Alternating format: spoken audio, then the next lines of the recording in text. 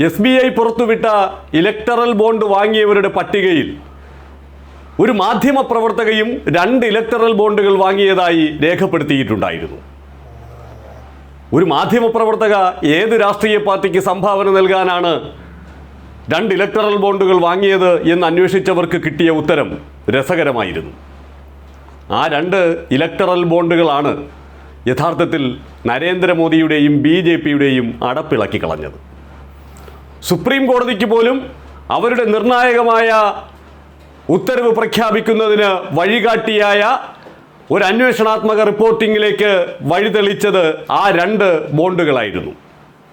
പൂനം അഗർവാൾ എന്നാണ് ആ മാധ്യമ പ്രവർത്തകയുടെ പേര്. അവർ നേരത്തെ ടൈംസ് നൗവിലും ദ ക്വിൻറ്റിലും ഒക്കെ പ്രവർത്തിച്ചിരുന്നതാണ്. ഇപ്പോൾ സ്വതന്ത്ര മാധ്യമ പ്രവർത്തനം നടത്തുന്നു. ഈ ഇലക്ടറൽ ബോണ്ടുകളെക്കുറിച്ചുള്ള ചർച്ചകൾ സജീവമായ ഘട്ടത്തിൽ BJPക്കാരും ഗോദി മീഡിയയും ഒക്കെ ആവർത്തിച്ചു പറഞ്ഞുകൊണ്ടിരുന്നത് അത് ഭയങ്കര സുരക്ഷിതമാണ്. ഒരു ബോണ്ട് വാങ്ങി ഏതെങ്കിലും രാഷ്ട്രീയ പാർട്ടിക്ക് സംഭാവന നൽകിയാൽ അതേക്കുറിച്ച് മറ്റാർക്കും അറിയാൻ സാധിക്കില്ല.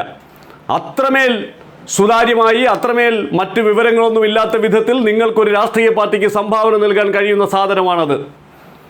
അങ്ങനെ പറഞ്ഞാണല്ലോ ഈ പറയുന്ന ലോട്ടറി തട്ടിപ്പുകാരനെയും ED റെയ്ഡ് നടത്തിയ ആശുപത്രിക്കാരെയും ഒക്കെ ഈ ഇലക്ടറൽ ബോണ്ട് വഴി സംഭാവന നൽകാൻ BJP പ്രേരിപ്പിച്ചത്. ആരും അറിയില്ല എന്ന് പറഞ്ഞു ഗോദി മീഡിയയും അത് ആവർത്തിച്ചുകൊണ്ടേയിരുന്നു. അങ്ങനെ BJPയുടെ IT സെല്ലും ഗോദി മീഡിയയും ഇലക്ടറൽ ബോണ്ടുകൾ ഒരു കാരണവശാലും ആര് വാങ്ങി ആർക്ക് കൊടുത്തു എന്ന് അറിയില്ല എന്ന് പ്രചരിപ്പിച്ചതിലാണ് ഈ മാധ്യമപ്രവർത്തകയായ പൂനം അഗർവാളിന് സംശയമുണ്ടായത്. അവർ അന്ന് തുടങ്ങിയ അന്വേഷണമാണ്. അവർ നേരെ പാർലമെൻറ്റ് വളപ്പിലുള്ള SBIയുടെ ശാഖയിലെത്തി ഒരു ഇലക്ടറൽ ബോണ്ട് 1000 രൂപയ്ക്കുള്ള ഒരു ഇലക്ടറൽ ബോണ്ട് വാങ്ങിച്ചു. അപ്പോൾ തന്നെ അവർക്ക് സംശയമായി, നിങ്ങൾ ആർക്ക് വേണ്ടിയാണ് ഇത് വാങ്ങിക്കുന്നത്? എങ്കിലും എനിക്കൊരു രാഷ്ട്രീയ പാർട്ടിക്ക് ഈ സംഭാവന നൽകണമെന്ന് തോന്നി, അങ്ങനെ ഞാൻ വാങ്ങുന്നതാണ് എന്ന് പറഞ്ഞു. അങ്ങനെ ഇലക്ടറൽ ബോണ്ട് വാങ്ങി. പിന്നെ സംഭവിച്ചത് ചരിത്രമാണ്. ആ ഇലക്ടറൽ ബോണ്ട് വാങ്ങി കൊണ്ടുവന്നപ്പോൾ അതിനകത്ത് ഒരു തീയതിയല്ലാതെ മറ്റൊന്നുമില്ല. ഒരു സാധാരണഗതിയിൽ ഒരു സർട്ടിഫിക്കറ്റ് പ്രിൻ്റ് ചെയ്ത് വെച്ചേക്കുന്നത് പോലെ വച്ചിരിക്കുന്നു. പക്ഷേ അതിനെ ഫോറൻസിക് പരിശോധനയ്ക്ക് അയച്ചപ്പോൾ ആ ഫോറൻസിക് പരിശോധനയിലാണ് അതിലൊരു രഹസ്യ നമ്പർ ഒളിച്ചിരിപ്പുണ്ട് എന്ന് ഈ മാധ്യമ പ്രവർത്തകയ്ക്ക് മനസ്സിലായത്. അങ്ങനെ അവർ രണ്ടാമതൊരു ബോണ്ട് കൂടി അതേ ശാഖയിൽ പോയി വാങ്ങി, 1000 രൂപയുടെ കൂടി. അതും ഫോറൻസിക് പരിശോധനയ്ക്ക് അയച്ചു. അപ്പോഴും അതിൻ്റെയും രഹസ്യ നമ്പർ കൃത്യമായി മനസ്സിലാക്കാൻ സാധിച്ചു. ഈ 2 എണ്ണം വാങ്ങിച്ചത് ആദ്യത്തെ നമ്പർ തന്നെയാണോ എല്ലാത്തിലും അടിച്ചിരിക്കുന്നത് എന്നറിയാൻ വേണ്ടിയാണ്. അപ്പോഴല്ല, ഓരോ ബോണ്ടിനും ഓരോ നമ്പർ തന്നെയാണ് എന്ന് ബോധ്യപ്പെടുന്നത് അവിടെ നിന്നാണ്. അൾട്രാ വയലറ്റ് രശ്മികൾ പതിപ്പിച്ചാൽ ആ ബോണ്ടിലുള്ള നമ്പർ പുറത്ത് തെളിഞ്ഞു വരും എന്നുള്ള കാര്യം അവർ അവരുടെ ഒരു വീഡിയോയിൽ കൂടി തന്നെ പൊതുസമൂഹത്തെ അറിയിക്കുകയും ചെയ്തു. അവരുടെ ഈ അന്വേഷണാത്മക മാധ്യമ പ്രവർത്തനത്തിൻ്റെ തുടർച്ചയായുള്ള റിപ്പോർട്ടുകൾ വന്നതോടെ അത് സുപ്രീം കോടതിയിൽ വാദമുയർത്തിയ ADRൻ്റെ അടക്കമുള്ള അഭിഭാഷകർക്കും ഒരു വലിയ സഹായമായി മാറി. അപ്പോൾ ഈ ഫോറൻസിക് പരിശോധനയിലൂടെ ഇതിനകത്തൊരു രഹസ്യ നമ്പർ ഉണ്ടെന്നും ആ രഹസ്യ നമ്പർ ഉപയോഗിച്ച് ആര് ബോണ്ട് വാങ്ങി ആർക്കത് കൊടുത്തു എന്ന് മനസ്സിലാക്കാൻ സാധിക്കുമെന്നും വ്യക്തമായതോടെ വിവരാവകാശ പ്രകാരം കൂടുതൽ തെളിവുകൾ ഇതുമായി ബന്ധപ്പെട്ട് ശേഖരിച്ചു. അതെല്ലാം ഉൾപ്പെടുത്തിയാണ് പൂനം അഗർവാളിൻ്റെ റിപ്പോർട്ടുകൾ നിരന്തരമായി പുറത്തു വന്നത്. അത് വലിയ രീതിയിൽ സുപ്രീം കോടതിയിലെ വാദപ്രതിവാദങ്ങളെയും സ്വാധീനിച്ചു. ഇത്തരത്തിലൊരു രഹസ്യ നമ്പർ ഉണ്ട് എന്നുള്ള കാര്യം പറഞ്ഞു.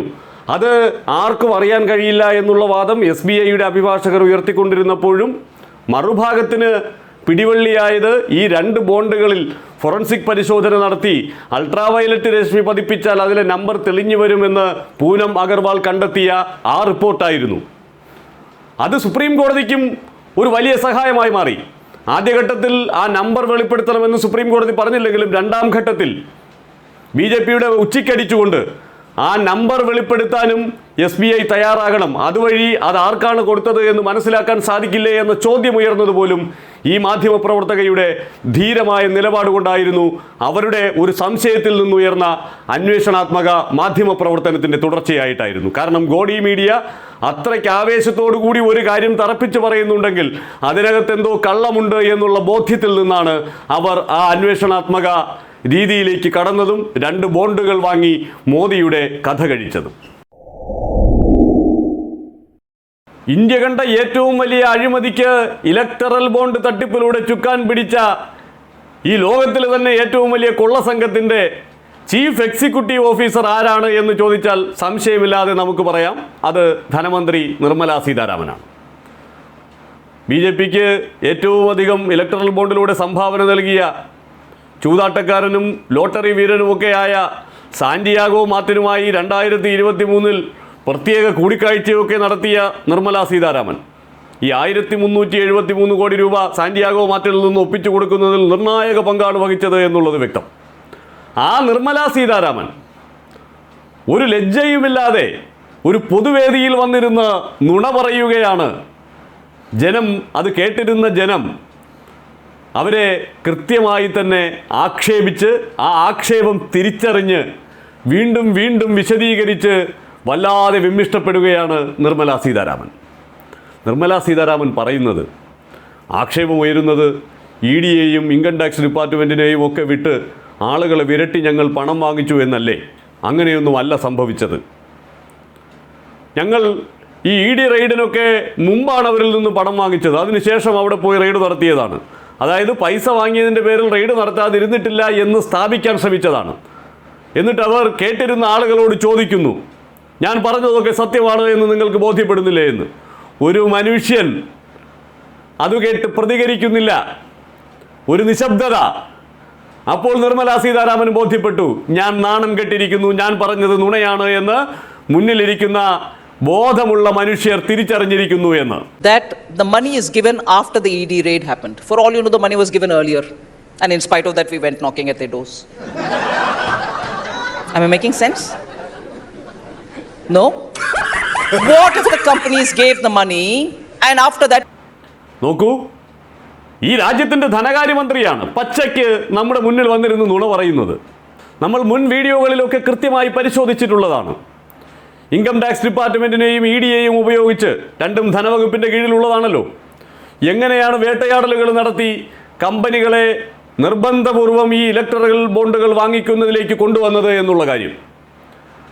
ആ തീയതികൾ വളരെ കൃത്യമായി തന്നെ നമ്മൾ നേരത്തെ വീഡിയോയിൽ സൂചിപ്പിച്ചിരുന്നു. അതായത് ഒരു റെയ്ഡ് നടക്കുന്നു, ആ റെയ്ഡ് നടക്കുന്നതിന് പിന്നാലെ അവർ കാശടയ്ക്കുന്നു. ഇപ്പോൾ ഈ ഫ്യൂച്ചർ ഗെയിംസ് ആൻഡ് ഹോട്ടൽസിൻ്റെ സാന്റിയാഗോ മാർട്ടിൻ്റെ കാര്യമായാലും അങ്ങനെ തന്നെ 2019 മുതൽ 2024 വരെയുള്ള കാലയളവിൽ 6 റെയ്ഡുകൾ നടത്തി.